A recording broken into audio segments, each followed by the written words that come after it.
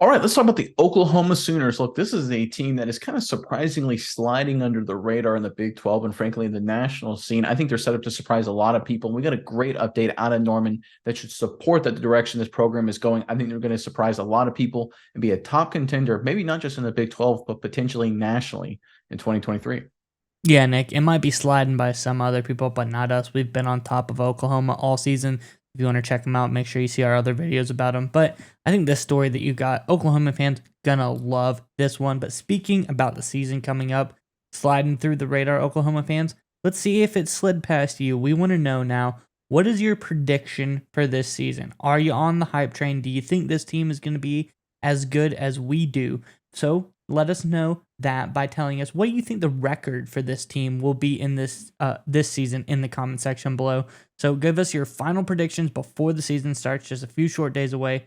What is Oklahoma's record going to be this season in the comment section below? But Nick, let's get on into it. What's going on down in Norman? So, a recurring theme on this channel, we talk about it all the time that major college football is becoming more and more like the professional game. And really, what we mean when we say that is at the top of the roster, really is how you're going to win and lose games and be competitive. And of course, at the very top of every roster is the quarterback position.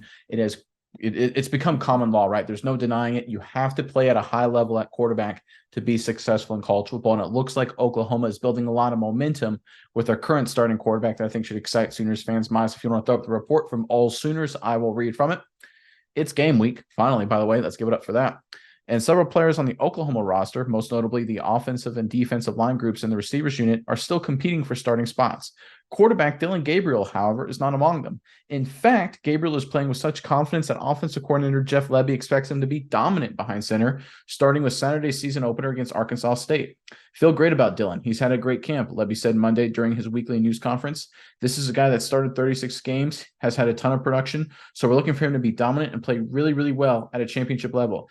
Expect that. He expects that. And so excited for him to get on the grass Saturday morning. All right. So one of the things that's kind of fallen under the radar when we talk about Oklahoma in terms of the national landscape, if you look at the top guys in all of college football, there's a lot of instability at quarterback. The Georgia Bulldogs, defending national champions, new starting quarterback. Alabama Crimson Tide, a lot of questions at quarterback. Tennessee Volunteers, a lot of question at quarterback. Even the Texas Longhorns, the hated Texas Longhorns, right? Even though Ewers is returning, doesn't have a whole lot of playing time. Is Arch Manning going to jump in front of him? What's going on there? A lot of questions at quarterback. Ohio State, a lot of questions at quarterback. Michigan, a lot of questions if McCarthy over there can take a step, right? A lot of concerns about experience in quarterback across all the blue bloods in college football right now, it seems, except for Oklahoma. They've got a guy who's returning, not just in the Sooners roster. Obviously, he played a lot last year and frankly played really well. He also has a lot of major college football experience.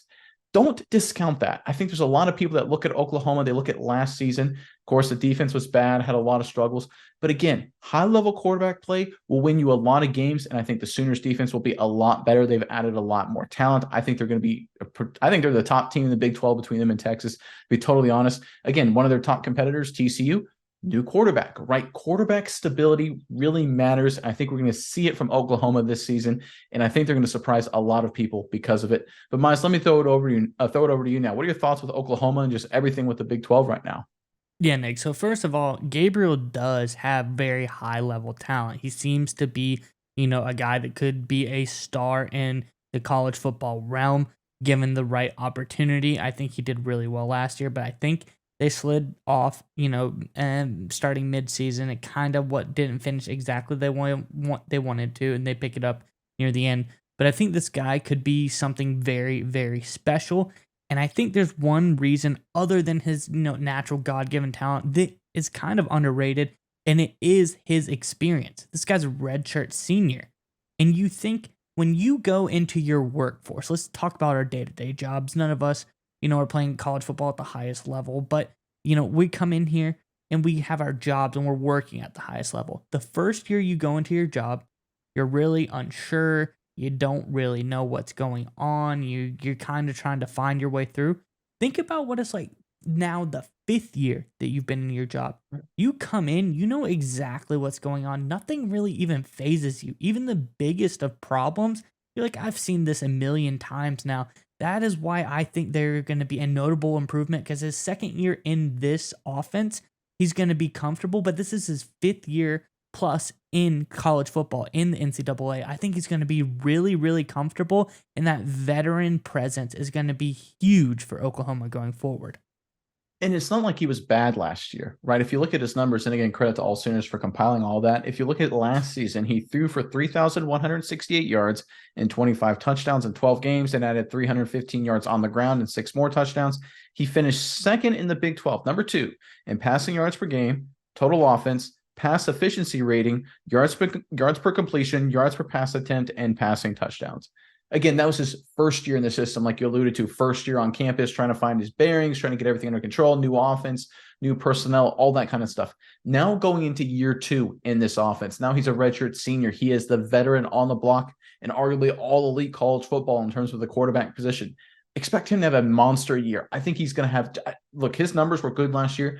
I think he's going to far exceed that. I think the Oklahoma Sooners are going to have a high-flying offense, even better than they were last year. I think their defense is going to be a whole lot better than they were last year. Look for Stutzman to have a big year. He's high on my radar. I think he's a phenomenal player. This is a team that's not going to be as bad as they were last year. I think we can all put that to bed. We talked about asking for records in the comment section below. I don't see a reason why this team can't be 11-1 going into the Big 12 a Big 12 championship game with a chance to make the playoff. I think they could potentially be that good, and it starts with Dillon Gabriel.